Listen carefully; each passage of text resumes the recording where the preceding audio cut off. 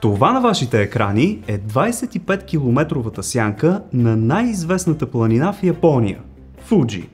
А ето така изглежда Айфеловата кула, погледната отдолу. Понякога ни се иска да погледнем нещата от друг ъгъл. Чакай. Пробвай да жестикулираш повече, аз ръкомахам доста с ръце. Дай му. Добре. Понякога просто се иска да погледнем нещата от друг ъгъл, за да разберем техният реален мащаб. Добре, това беше топ. Скъпи приятели, днес ще изпълним предизвикателството от подкаста и нашата снимка в Instagram събра над 60 000 лайка, за което ви благодарим.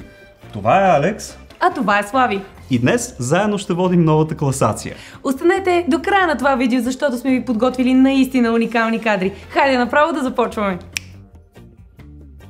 Хрилете на гъбите. По света има много различни видове гъби и всички обичаме да гледаме таймлапси на това как растат и умират. Много често гъбите присъстват в ястията ни, но знаехте ли, че и те имат хриле като рибите? Вижте тази снимка. Тя показва гъба от вид портабело от долната й страна и реално на нея се виждат така наречените хриле. Често наблюдаваме гъбите само отгоре на полянката, но истински интересните форми се намират отдолу. Забраненият ъгъл. На пръв поглед това животинче може да ви се стори като морско чудовище от някой филм, но е просто тюлен, който гледа нагоре. Фотографът е успял да го щракне от кофтият му профил и е нарекал тази снимка забраненият ъгъл. Хората в интернет твърдят, че това е възможно най-лошият ракурс, под който може да се снимат иначе така сладките животинчета. Сянката на вулкана. Планината, или по-точно вулканът Фуджи, е емблемата на Япония и всички многократно сме го виждали в цялото му могъщество. Един фотограф обаче решил да го снима от различна гледна точка. Той се качил почти до върха на 3776 метровия вулкан и направил ето този кадър. В момента виждате 25-километровата сянка на планината, която се простира през цялата долина отдолу. Благодарение на идеално изчистената форма на върха, може да наблюдаваме перфектен и впечатляващ триъгълник като сянка. Вътрешността на... Давам ви няколко секунди, за да познаете какво точно наблюдавате в момента. Някакво странно помещение ли е, сграда ли е? Дайте пауза и един коментар с предположение. Добре, няма да ви мъча повече. Това зад мен е вътрешността на виолончело. Прилича на стая с колона, извити прозорци на тавана и огънати стени, които водят към коридори. А ето това е вътрешността на китара от висок клас. Интересно, нали? Бурята на Сатурн. Често в учебниците и по научно-популярните филми виждаме Сатурн ето така. През 1987 година обаче Voyager прави една много интересна снимка, която хвърля учените в ступор. В момента наблюдавате необичаен хексагон на Северния полюс. Нещо невиждано на друга планета. Странната форма е направена от облаци газ, като само едната страна е над 14 500 км, а в диаметър е около 30 000. Тоест в него може да сложите 3 Земи. Все още не се знае точната причина за произхода, но вече сме наблюдавали северни сияния над него, също като на Земята. Повече за Сатурн, както и тайните на космоса, може да прочетете в книгата ми "Топ мистериите на Вселената". Хвърлете по едно око и на другите 4, има ги по книжарниците, както и в линкчетата долу в описанието. Благодаря ви! Земята. Ето това е най-използваната снимка на Земята, която ще видите и в учебниците. Тя е направена от 33 км височина от Аполо 17 и трябва да ви разочаровам, но Земята не е плоска. Днес обаче ви я показваме под друг ъгъл. Ето така изглежда Земята, снимана от страната на Тихия океан. Както виждате, погледнат от този ракурс, светът ни е изцяло син. Все пак сме и 70% вода. Желязната кула. В началото парижани са мразели Айфеловата кула и са я мислили за грозна, но днес тя е символ на страната и привлича милиони туристи, както и приходи. Аз съм я посещавал преди години и заставайки точно отдолу, може да видите колко странно симетрична е. Алекс, ти минавал ли си точно под нея? Не, но ето как изглежда. Благодарение на един фотограф вече можем да видим колко майсторлък се е изисквало за направата й. Някой знае ли от височината на кулата?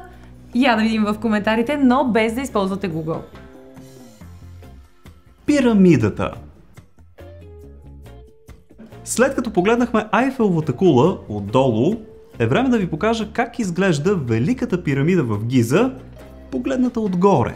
Снимката е направена от дрон и да, върхът й е плосък. Смята се, че преди на това място е лежало голямо заострено парче злато или някакъв кристал, но следа от него няма. Имаше едно момче, което преди години се качи на пирамидата и естествено го арестуваха, но успя да публикува видеото преди да го накара да го изтрие от камерите си. Аз се пробвах да снимам пирамидите с дрон, когато бяхме в Египет, но директно на входа ми казаха, че ще ми го конфискуват и ще ме заключат. Затова се отказах. Залезите. Определено залезите са от най-красивите гледки, с които майката природа ни награждава. Как обаче залезът изглежда погледнат от високо? А от самия космос? Ето ги последните лъчи на слънцето, падащи върху въртящата се около оста си Земя. От едната страна е вечер, а от другата е ден. На границата между тях се получава този интересен свят, който всички толкова харесваме. Летяща катерица. Показвал съм ви всякакви странни животни във видеята си, но ето ви едно, което в Европа не лети, но по някои други континенти може да измине доста солидно разстояние по въздух. Това е гигантска летяща катерица, срещана в Индия. Фотографът я е хванал в полет, когато точно над нея е Слънцето и така можем да видим кожата й, както и някои от вените. Може да ви се струва малка, но катерицата достига до половин метър и със сигурност не искате да сте и на пътя. Преди и след. Сега се пригответе за колаж тип преди и след, като между двете снимки има около 100 години разлика. Отляво виждате Манхатън през 1931, точно преди да започнат да строят небостъргачите, а отдясно е в наши дни. В рамките на само половин век най-известният квартал в Ню Йорк се е трансформирал из основи. Пускам ви пак снимката, за да видите разликата. Айнщайн. Всички сме виждали известната снимка на гениалния учен с изплезеният език. И веднага правим заключението, че е нещо чалнат или пък дори луд. Реално обаче Айнщайн е направил тази физиономия само за да ядоса папараците, които постоянно били по петите му. Ето кадъра, направен непосредствено преди тази с изплезеният език. Айнщайн изглежда доста изморен и оттъкчен и фотографът вероятно му е досаждал. ТВ водещи. Телевизионните водещи винаги изглеждат красиви, но трябва да знаете, че не винаги им е толкова комфортно. Ето как изглежда една водеща с цялото окабеляване и микрофони, които обикновено се крият на гърба на роклята. Средата сме! Праскайте по един палец нагоре, ако всичко тук ви е било интересно, и да продължаваме. Дай пак, че прекалено много смешни. Плътен килим. Обзалагам се, че не може да се сетите какво е това на вашите екрани. Може би ви прилича на парче дебел килим. Всъщност обаче, това са пера на пингвин. Да, приятели, пингвините са птици и си имат пера, а не кожа, както си мислим. Перушината им е доста дебела и непромокаема и им позволява да живеят при екстремно ниски температури. Сфинксът. Връщаме се в Египет за една друга голяма енигма – Сфинксът, който винаги е представен с огромна глава. Нещата обаче изглеждат доста различно от въздуха. Забележете колко малка всъщност е главата му спрямо останалата част от тялото. Египтяните по принцип са перфекционисти спрямо симетрията и едва ли биха допуснали подобно нещо. Затова има теории, че преди е изглеждал по друг начин и е доиздялкан. Да не говорим, че когато е открит е имал дупка в главата и до днес си личи как е закрита. Пишете ми коментар, ако искате Слави да направи епизод за тайните на Сфинкса. Голямата депресия. Какво е това? Как мислите? Сигурно някой изоставен крайградски терен или пък бъдеща строителна площадка. И двете предположения обаче са тотално грешни. Това, скъпи приятели, е Сентрал Парк в Ню Йорк през 1933 година по време на голямата депресия. Няма ги езерцата, зелените полянки, дърветата, както и бягащите за здраве хора, които виждаме обикновено по филмите. През онези времена страшно много хора остават без дом и някои скалъпват колиби на мястото, отредено за зелена площ в Манхатън. Сътворението. Сътворението на Адам е един от най-известните стенописи на Микеланджело в Систинската капела.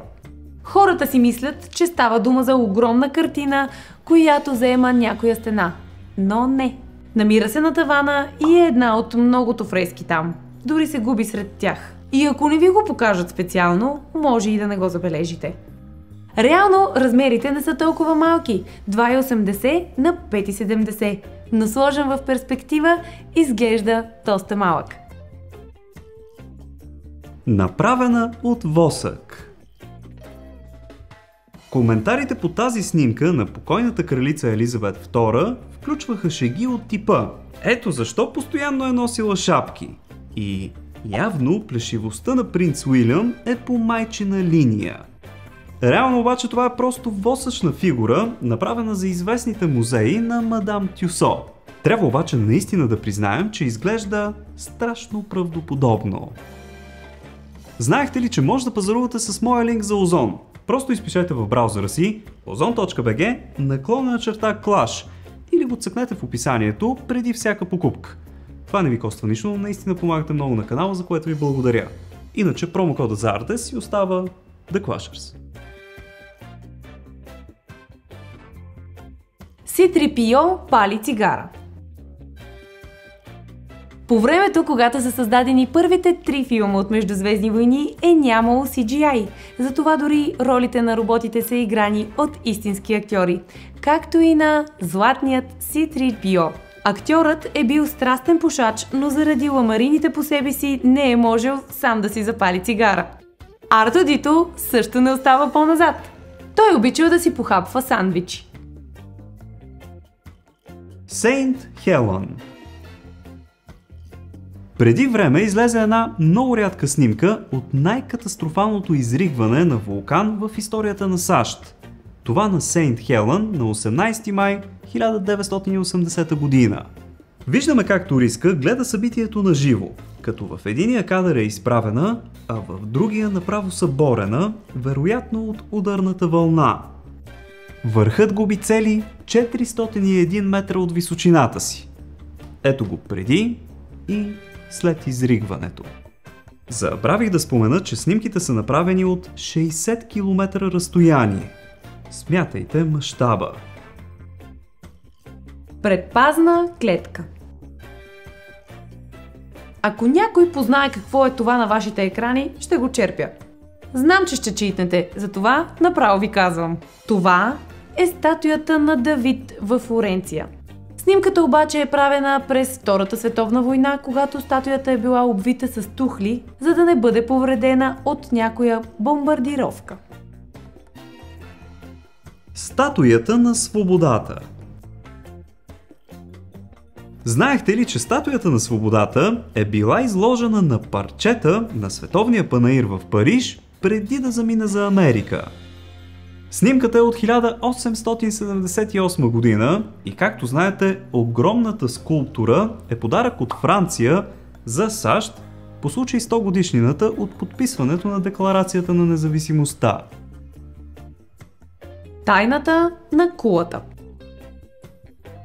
Кулата в Пиза е известна с наклона си, но надали някой си е задавал въпроса как изглежда отвътре. На пръв поглед изглежда сякаш има помещения по етажите, но не, приятели. Вътре в по-голямата си част тя е празна и представлява кух цилиндър. Това е така, защото е била строена за камбанария. 3D портрет. На вашите екрани е бившият президент на САЩ Барак Обама в гръб. Той е седнал в заграждение, усеяно с прожектори, за да му направят един 3D портрет. Да, скъпи приятели, така американските президенти се увековечават за бъдещето. Инфлуенсърите. Погледната от един ъгъл, работата на инфлуенсъра е много проста. Вдига телефона си, прави няколко снимки и започва да рине парите. Айде бе! Чта? Може обаче да скокнете до Instagram профилите ни, където изпълнихме втората част от предизвикателството. А именно, станах модел за един ден. Идете да видите как го тормозих и в какво го облякох за специалната фотосесия с фотограф и стилист. Беше много забавно. Забавно за теб беше. Но да, идете да видите, скъпи приятели. А през това време дайте по един палец и се абонирайте за канала. Пишете ни, ако искате да направим някое друго интересно предизвикателство. А сега бягайте към Instagram. Чао!